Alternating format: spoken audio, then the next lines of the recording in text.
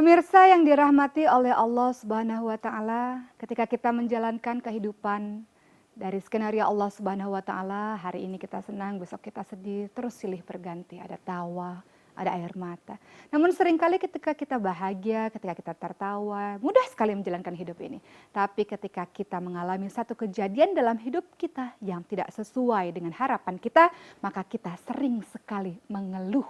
Dan banyak dari orang-orang mengeluhnya kepada orang lain, bukan kepada Allah Subhanahu wa taala. Banyak sekali yang dikeluhkan oleh mereka. Misalnya, rasa lelah yang luar biasa ketika mencari uang. Ada perkataan dari mereka, kenapa sih ya Allah berat sekali dalam mencari rezeki sementara orang lain enak-enak saja dapat duit banyak. Kenapa hidupku seperti ini ya Allah? Ada yang fisiknya kurang sempurna, kenapa harus aku? Kenapa? Adalah kalimat-kalimat yang sebenarnya tidak diperbolehkan. Seandainya saja kalau aku begini, seandainya saja kalau aku begitu. Itulah kalimat-kalimat yang sesungguhnya dilarang oleh Rasul. Karena kalimat-kalimat seandainya adalah kalimat-kalimat pintu pembuka setan. Membicarakan mengenai mengeluh, mari kita lihat bagaimana para sahabat, para pemuda-pemudi di zamannya Rasulullah Shallallahu Alaihi Wasallam atau generasi setelah sahabat, para tabiin. Kita bisa mencontoh dari perilaku mereka untuk sikap yang senantiasa kuat dan tidak mengeluh. Kisah pertama, mari kita belajar dari kisah seorang pemukul batu di zaman Rasulullah Shallallahu Alaihi Wasallam. Ketika itu usai dari perang Yarmuk, perang di mana seluruh muslim pada akhirnya ikut berperang untuk melawan kerajaan Romawi. Kemudian Rasulullah SAW usai dari perang Yarmuk pulang menuju ke Madinah. Namun di perjalanan pulang, beliau melihat ada seorang yang sudah sangat tua renta, namun benar-benar terus melakukan kegiatan yang menurut Rasulullah SAW adalah perbuatan atau kegiatan yang sangat berat. Yaitu laki-laki tua atau kakak ini terus-menerus memukul batu, memecah batu dengan tangannya yang sebenarnya sudah menghitam, sudah melepuh, sudah berdarah-darah. Sampai Rasulullah SAW mendatangi kakek tersebut dan berkata, "Wahai kakek, ada apa dengan tanganmu ini? Kenapa tanganmu menghitam sekali? Kenapa tanganmu melepuh? Kenapa tanganmu kasar sekali? Apa yang terjadi kepadamu?" Kata Rasulullah SAW. Lalu kakek atau bapak tua tersebut menjawab, "Wahai Rasulullah, inilah pekerjaanku. Setiap hari aku senantiasa memukul batu. Setiap hari aku senantiasa memecahkan batu dengan tanganku ini.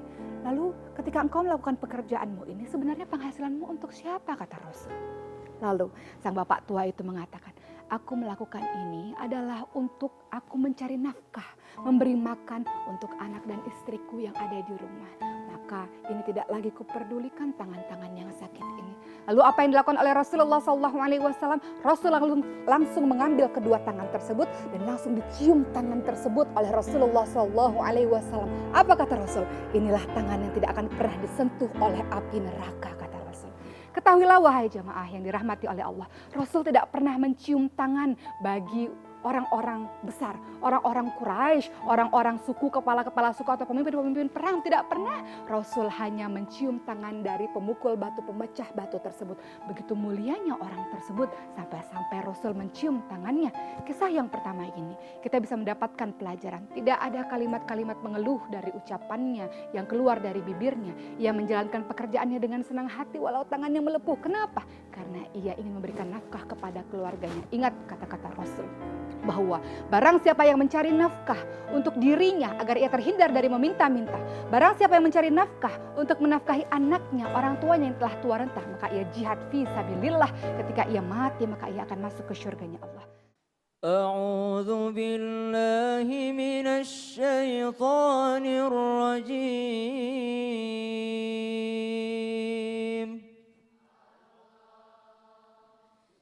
Bismillahirrahmanirrahim. Ya ayyuhalladzina amanu la tuhillu sya'airallah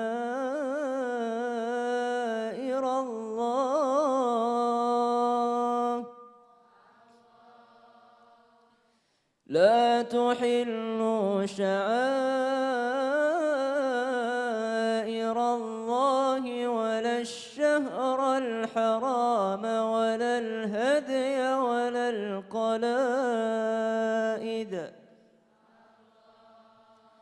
ولا القلائد ولا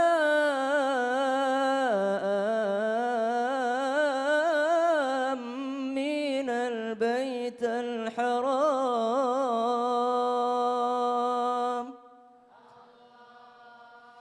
يبتغون فضلا من الله ورضوانا وإذا حللتم فاصطادوا ولا يجرمنكم شنآن قوم أن صدوكم عن المسجد الحرام أن تعتدوا وتعاونوا على البر والتقوى ولا تعاونوا على الإثم والعدوان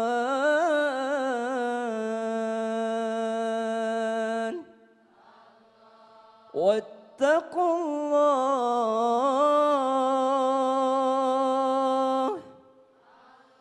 إن الله شديد العقاب.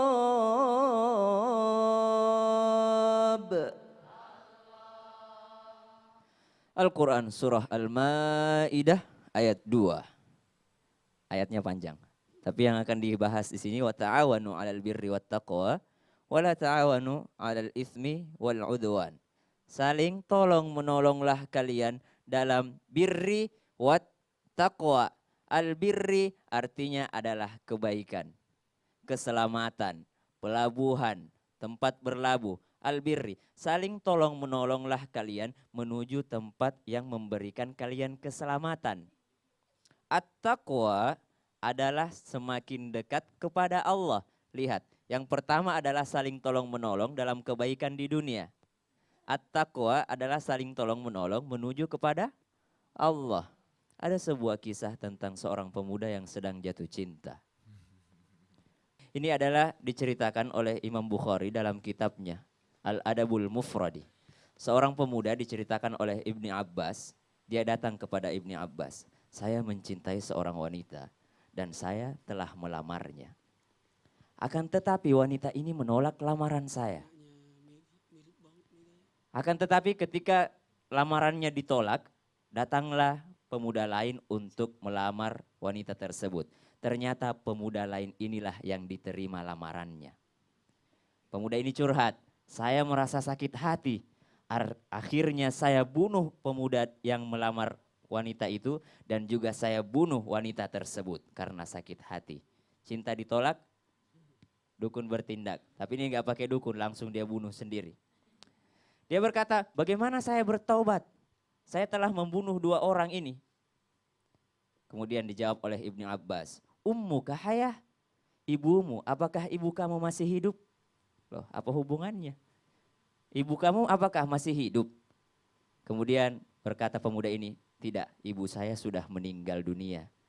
Kemudian berkatalah Ibnu Abbas, kalau begitu mendekatlah kepada Allah dan bertobatlah dengan bersungguh-sungguh kepada Allah. Setelah pemuda ini pergi, sahabat Ibnu Abbas bertanya kepada Ibnu Abbas, apa hubungan antara dosanya membunuh dengan ibunya si pemuda? Tidak nyambung.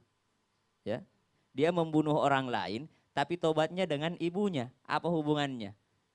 Kata Ibnu Abbas, wallahi demi Allah, saya tidak menemukan satu amalan pun yang lebih mendekatkan seseorang dengan Allah melainkan daripada berbuat baik terhadap kedua orang tuanya.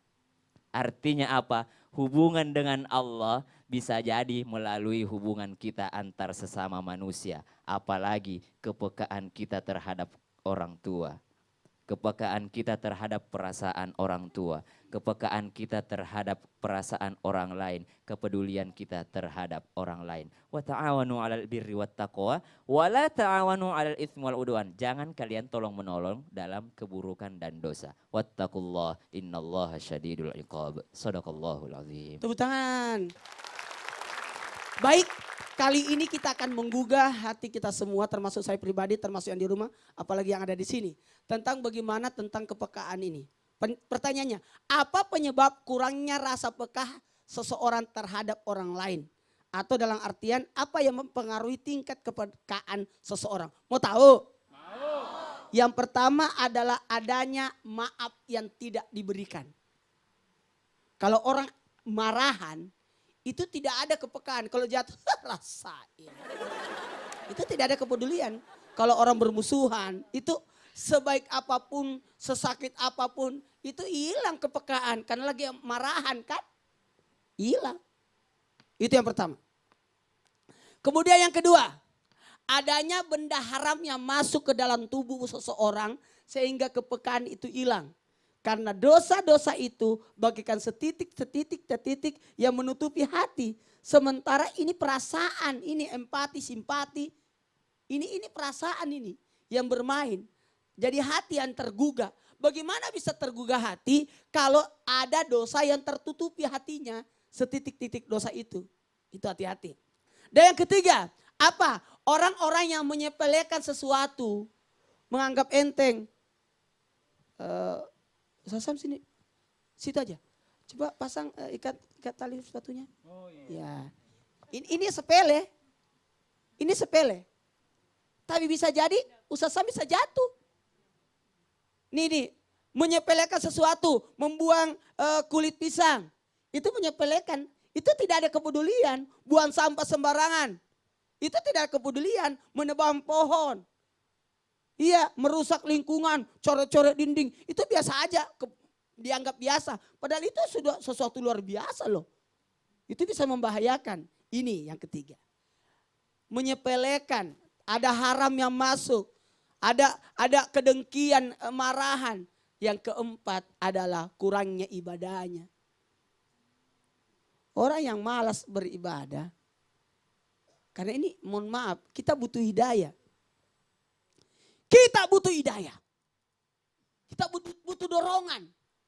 Karena ini sifat malaikat. Sifat malaikat itu kepekaan loh. Malaikat itu mengawasi. Malaikat sebenarnya tidak ada andilnya di kebutuhan malaikat pada diri kita. Tapi betul-betul tuh malaikat luar biasa loh. Bahkan dari riwayat mengatakan para malaikat itu kalau kita ngaji pada ngumpul semua. Yang salah bacanya dibetulin. Dibetulin. Jadi enggak usah takut kalau jelek suaranya, enggak bagus bacaan Qur'annya, tenang aja, ada malaikat yang betulin. Ya. Apalagi? Yang kelima, tidak mau mengetahui. Tidak mau belajar. Inilah tingkat-tingkat kepedulian itu hilang karena kita sendiri. Mohon maaf. Tidak mau. Apa sih salahnya? Maaf ya. Sesibuk apapun bacalah Quran. Sesibuk apapun nontonlah TV, berita-berita, apa yang sekarang lagi marak. Oh begal. Jangan santai begal. Kalau anakmu yang kena begal gimana? Betul tidak? Oh sekarang lagi marak ini hipnotis, lagi penipuan, lagi menipu. Itu harus ada kepekaan. Sekarang nih lagi marak ada aliran-aliran sesat. Gimana nih kalau anakku masuk seperti itu? Itu harus nonton. Jangan tidak peduli kepada sesama. Tidak boleh. Kita harus mengetahui.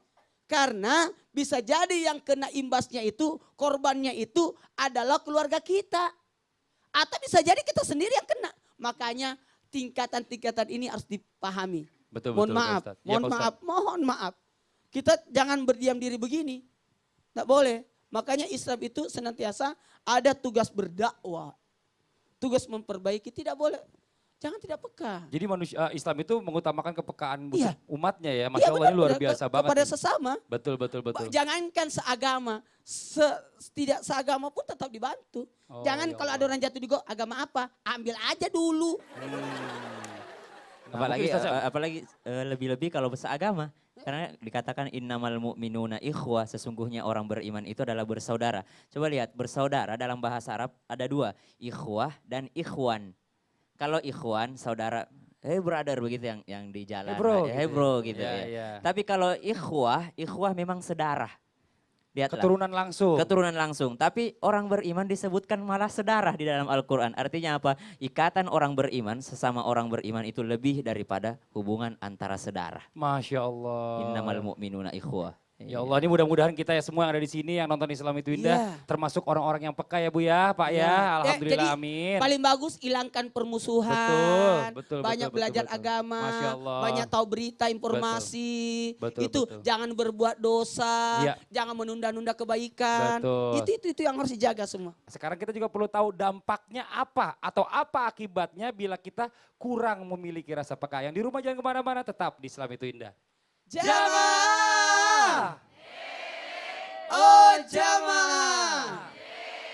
Alhamdulillah. Ketika saya tidak memiliki rasa peka, ketika kita semua tidak memiliki kepekaan, kepedulian terhadap orang lain, berarti kita belum termasuk orang-orang yang beriman.